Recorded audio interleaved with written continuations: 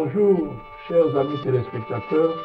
Nous voici encore pour une autre édition de numéro du sport avec Evi Sport sur Evi TV, que nous allons tout simplement parcourir les différentes actualités sportives à travers le monde et en RDC. Et pour ce faire, nous allons évoluer avec mon confrère qui est là, Adrien Casse. Nous allons tous ensemble commenter les informations et les différentes actualités sportives de ce jour. Et nous vous demandons tout simplement de demeurer scotché à travers ce merveilleux programme qui va exactement vous attirer dans la passion. Nous sommes sur Evi TV, Evi Sport de ce matin. On y arrive.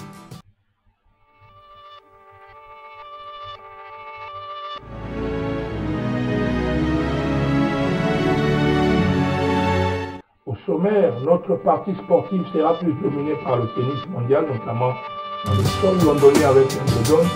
Nous allons tout simplement acquérir les différentes actualités avec les huitièmes chez les dames et les quarts qui est déjà en train d'être vu chez les hommes pour viser les demi-finales. Et l'actualité sera dominée par le football de manière globale au niveau national avec tout ce qui a été fait à la FECOFA, différentes coupes du Congo et au niveau international, l'Europe féminine Suisse 2025 et la CAN féminine Maroc 2024. Et on y arrive pour la suite de l'événement.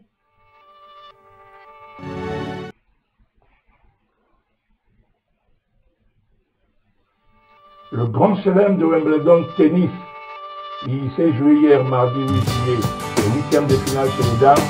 Grosse surprise, Tenat, 19 ans hollandaise, entre dans l'histoire face à la numéro 2 mondiale et c'était un grand événement. 2-7, championne, 6-2, 7-6. Également, passe au niveau suivant, Aryna Sabalenka qui est en train d'évoluer dans le même sens. Nous allons continuer encore aujourd'hui avec la suite chez les hommes. Mercredi 9 juillet, où Sinner et Djokovic se battent pour une place en demi-finale. Carlos Alcaraz, numéro 2 mondial, lance un défi à Tom Holland parce qu'il veut tout simplement récupérer le triplé chez Wimbledon. Nous allons progressivement suivre les résultats d'aujourd'hui et nous allons revenir dans notre prochaine édition pour participer et vous donner encore les éléments sur la suite de Wimbledon.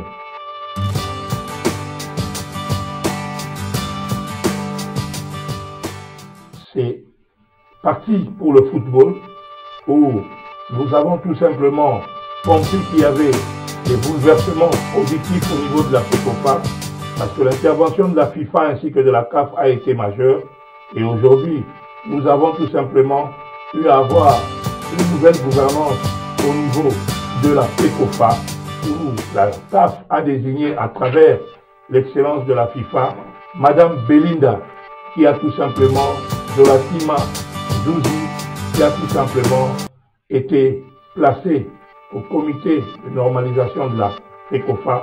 Je suis en train de me souvenir que c'était une exigence des Congolais.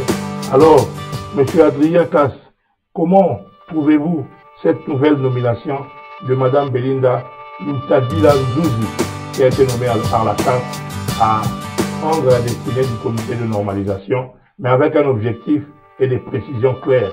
6 mois, la Fédération congolaise de football doit atteindre l'objectif d'organiser des élections pour un comité définitif.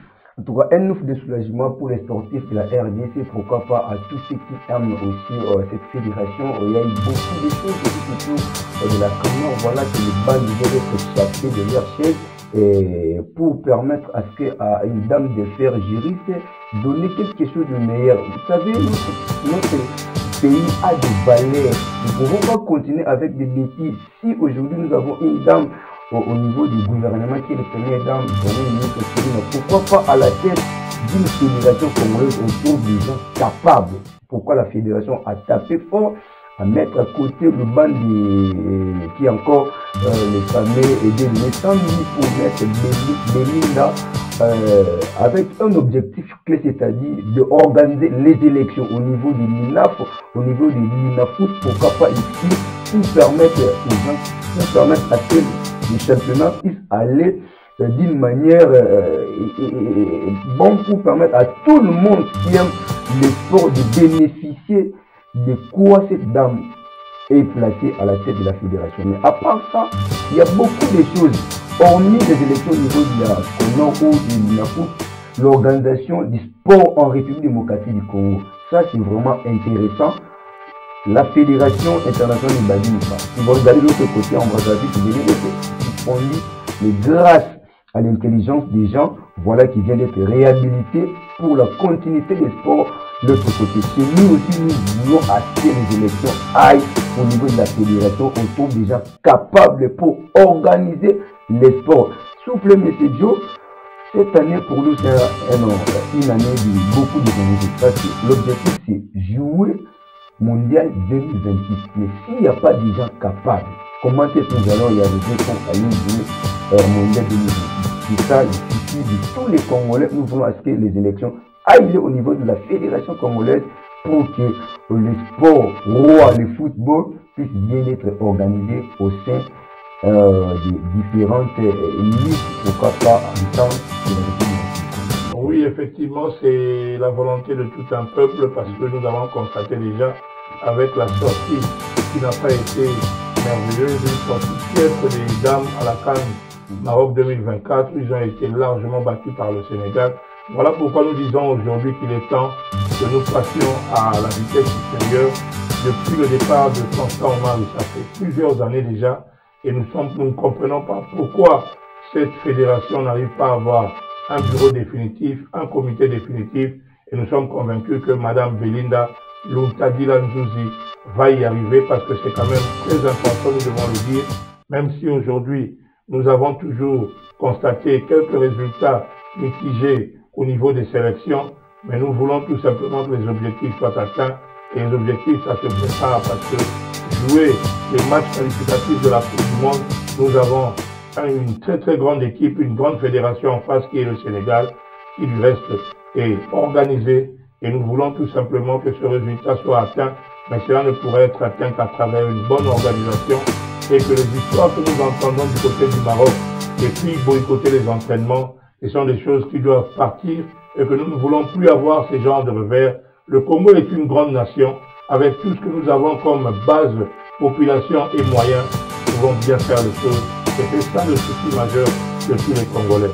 Voilà pourquoi nous allons revenir dans nos prochaines éditions avec cette histoire de la FECOFA que nous allons suivre de près et nous passons immédiatement à notre CHAN 2025, CHAN Afrique 2025.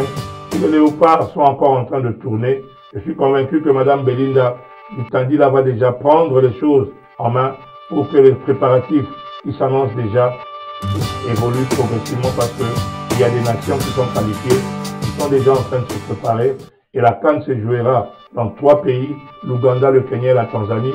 Adrien, que pensez-vous du CHAN? Est-ce que la RDC peut encore récidiver avec les victoires qu'on a eues de par le passé?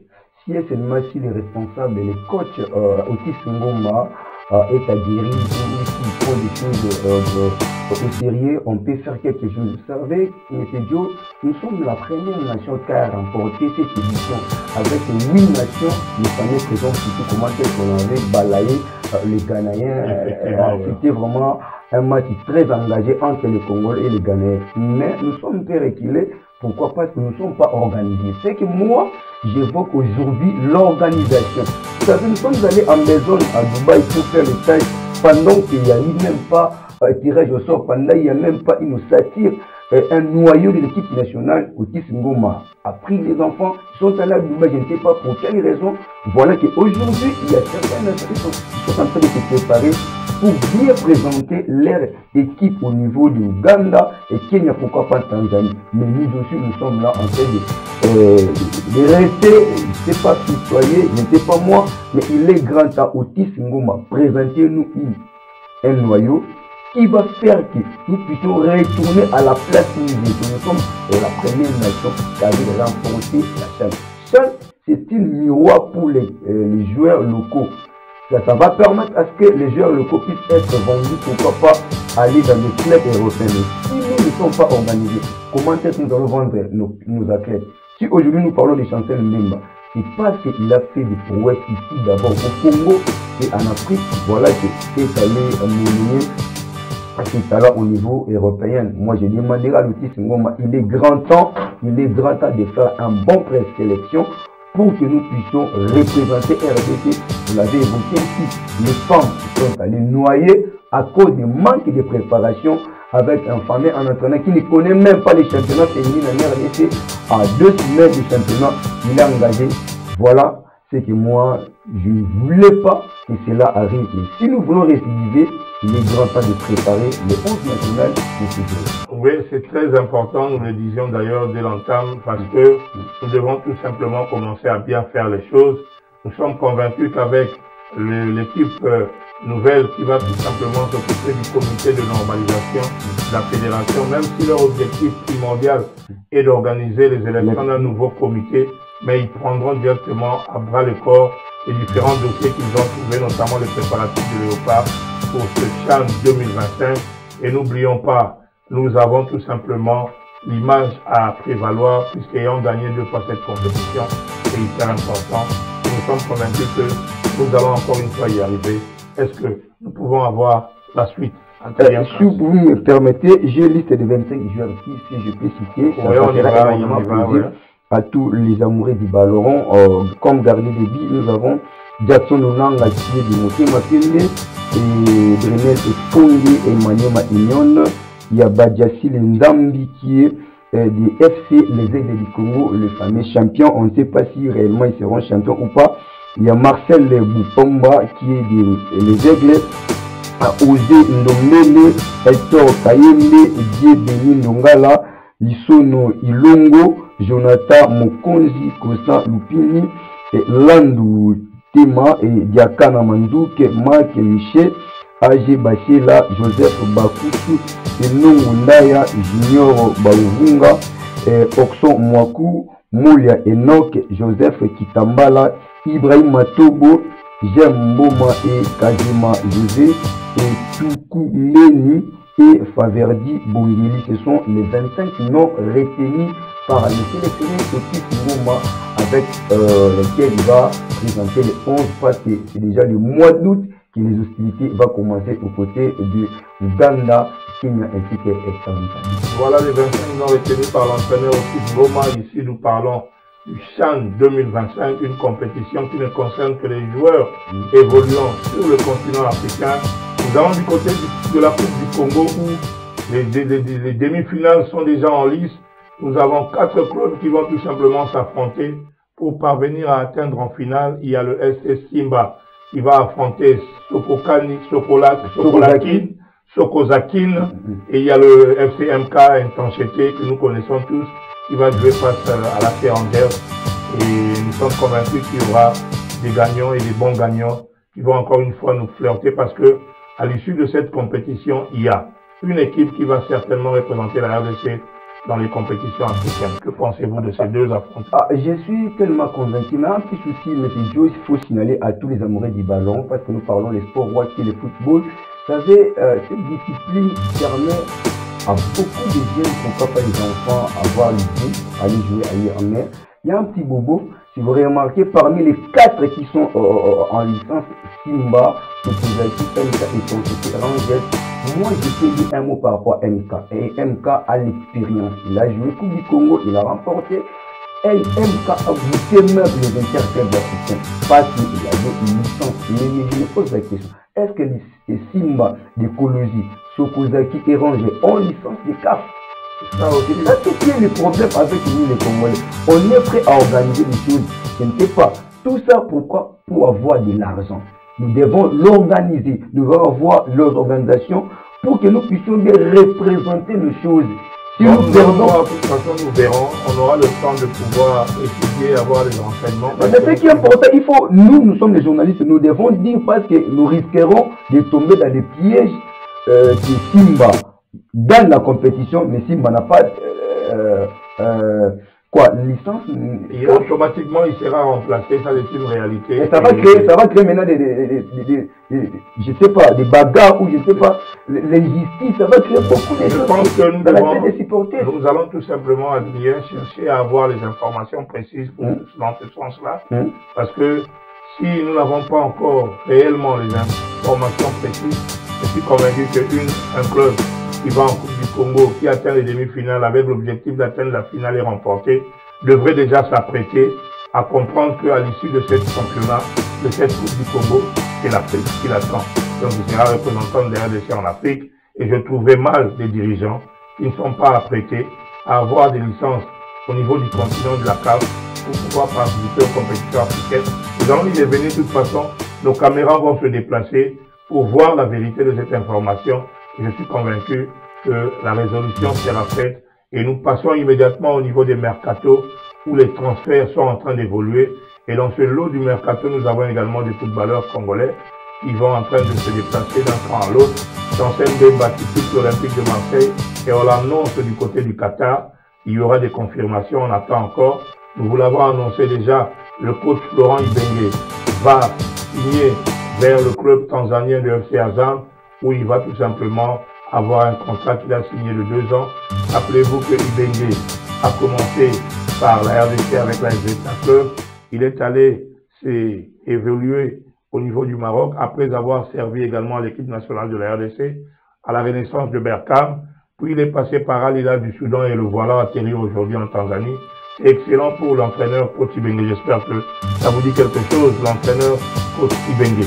Oui, comme il m'a appelé ici dans Batinois, à coach Android. Voilà, ici, on n'a pas le sens de présenter nos gens par rapport à ce qu'ils nous voient ailleurs. Ibenge, aujourd'hui, il est convoité presque dans toutes les fédérations, pourquoi pas les équipes, parce qu'il avait pris les choses au sérieux. Ibenge est allé au niveau de Berkane, il a fait Berkane champion, il est allé au niveau de Soudan. Soudan est allé jusqu'au niveau des quarts de finale. Là, c'est les compétitions interclubs africaines. Voilà Ibenge, joué avec Veklen, il a fait des finales.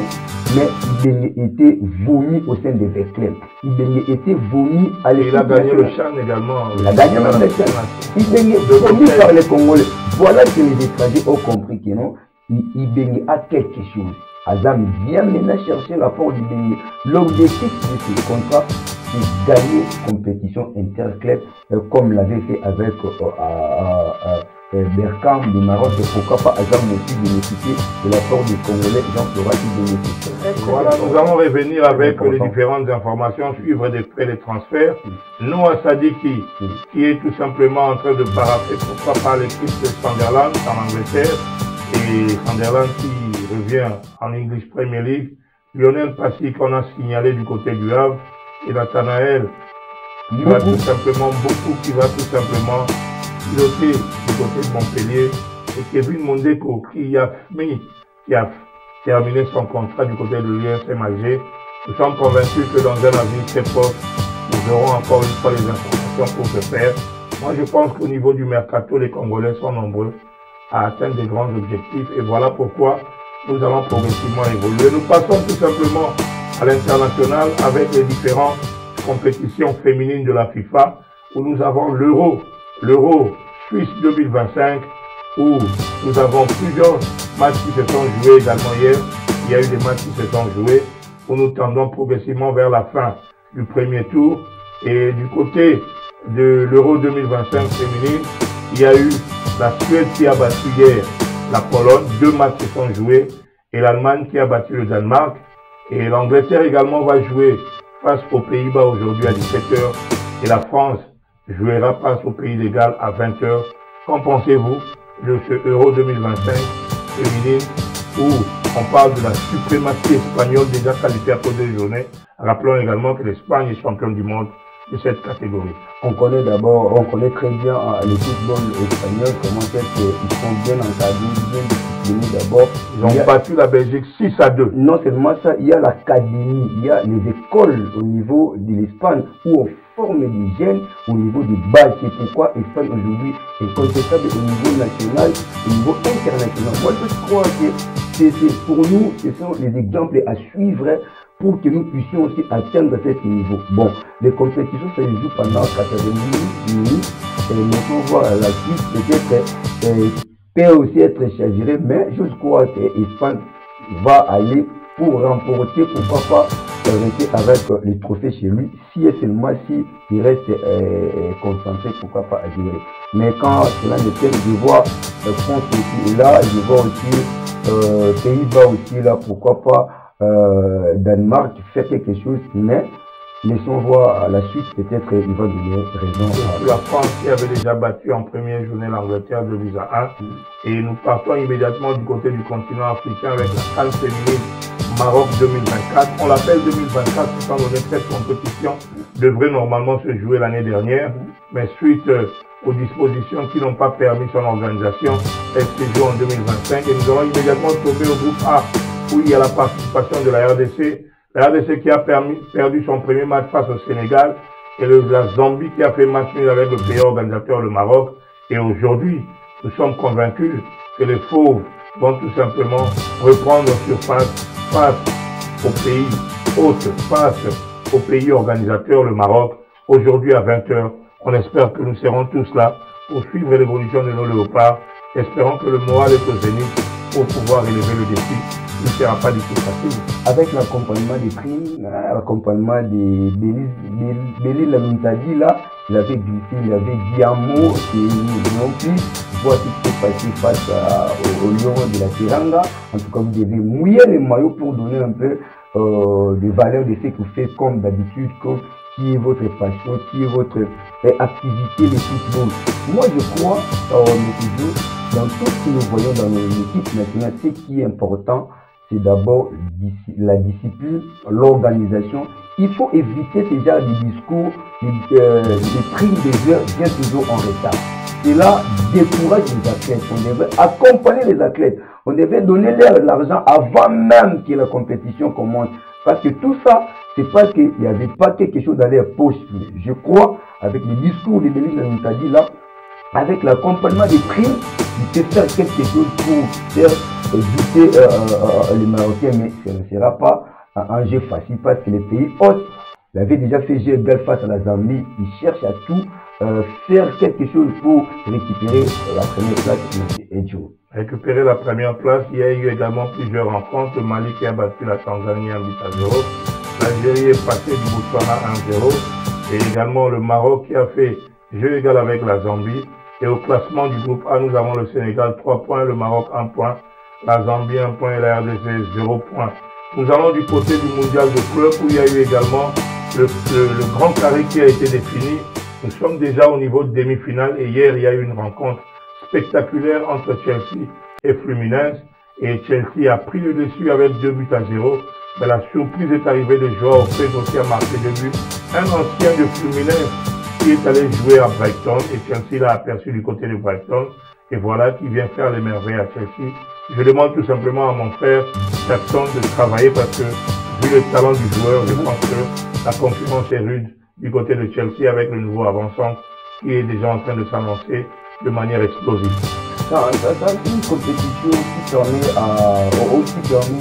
au club de détecter, de voir s'il faut remplacer, s'il faut ajouter dans leur club des joueurs. En tout cas, Pedro, quand j'aime qui est vraiment de l'avenir, voilà, il a montré de quoi il est capable aussi de cette formation de Chelsea. Parce que Chelsea a un peu perte de vitesse. Vous allez remarquer au niveau de l'Europe, Chelsea a perdu beaucoup de choses. Dans le niveau du championnat, dans le niveau de Ligue des Champions, Chelsea ne carbure pas vraiment comme qu'on connaît la formation de Chelsea. Mais je crois avec compétition, monnaie des clés, pourquoi pas gagner. Ça va faire en sorte que les nouvelles recrues au sein de cette formation puissent avoir le siège des titulaires et pourquoi pas Joe mettre un peu Jackson à côté. Ça me ferait énormément plaisir parce qu'ils vont jouer avec le Sénégal. Or, Jackson, il est titulaire au sein de la formation sénégalaise. En tout cas, si on le met à côté, ça va nous rassurer un peu ces jours-là ici au Stade de Marseille. Moi, je crois que nous devons nous préparer. Real Madrid PSG aujourd'hui à 20h, une très très grande rencontre, mais le PSG est privé de 2 joueurs, notamment Nacho et Hernandez, qui ne pourront pas jouer, mais le PSG avait demandé de faire appel à cette disposition auprès de l'UEFA pour que ces 2 joueurs prennent partie de ce match. Et nous allons voir parce que le gagnant va rejoindre Chelsea en finale. Et j'ai suivi le commentaire où on parlait, on disait Chelsea-Madrid sont 2 équipes qui savent jouer la finale, puisque Chelsea, dans son compteur, il a joué durant les 12 dernières années 5 finales et il les a tous gagnées. En 2012 face au Bayern, il a gagné. En 2013 face au Benfica de Lisbonne 2-1. En 2019 face à Arsenal, Europa League 4-1. Et également en 2021 face à Manchester City 1-0. Et cette année face au Real Betis en Ligue Conférence. Chelsea a gagné la finale. C'est une équipe qui sait jouer la finale. Real Madrid de même, qui a également gagné plusieurs finales, notamment 5 finales de Ligue des Champions durant les 10 dernières années. Voilà pourquoi on les considère comme les deux équipes qui savent jouer la finale. Voyons voir ce que Paris Saint-Germain pourra faire. Pourquoi ne pas sortir du lot pour nous faire la surprise. Et comme il l'a fait d'ailleurs en Ligue des Champions, parce que le PSG est au top aujourd'hui, une grande équipe, une grande formation de football avec tous les atouts. Il peut également être un vrai challenger pour ce trophée. Nous avons tout simplement, chers téléspectateurs, nous remercions notre collègue, mon collègue qui est là, qui a été avec moi, Adrien Casse, pour ce merveilleux programme. Adrien, nous allons revenir pour la suite des événements et nous demandons tout simplement à nos fidèles téléspectateurs de rester scotchés à Evi TV, de suivre nos programmes durant les vacances, car Evi TV vous propose les meilleurs, la télévision de la grandeur. Restez scotchés encore une fois et à la prochaine. Qu'est-ce que vous pensez pour la suite des événements? En tout cas, je dis merci à vous pour l'invitation, merci pour cet échange qu'on a fait ensemble avec vous. Je dirais à tous les amoureux du ballon, pourquoi pas être député, restez embranchés au travers de votre télévision, pourquoi pas votre chaîne Evi TV, surtout votre émission Evi Sport. Vous allez rater rien du tout à ce qui concerne les informations sportives dans son ensemble. Restez branchés, vous ne serez pas déçus. Moi et frère Joe, pourquoi pas, confrère Joe, pourquoi pas Messi Joe, il est spécialiste, il est spécialiste en Roland Garros, je crois. Roland Garros, en tout cas, il est spécialiste. Il va aussi m'initier aussi, pourquoi pas, à être aussi Wimbledon, maîtriser. Mais ce qui est important, je vous demanderai de rester branché chaque jour de Evi Sport pour vous donner les informations en temps réel ici au Congo, en Europe et au Congo, au niveau mondial. C'est notre devoir, c'est notre passion. Nous, les amoureux de sport, je vous dis au revoir. Merci à mes filles. Merci, chers fidèles téléspectateurs. Nous allons revenir pour nos prochaines éditions. Passez une excellente après-midi et surtout une excellente soirée également sur Evi TV. Ne changez pas de chaîne. Nous sommes là pour vous vivre attentivement durant tous ces moments de vacances. Ne changez pas. Restez scotchés. Merci. Au revoir et à la prochaine occasion. À la prochaine. Au revoir.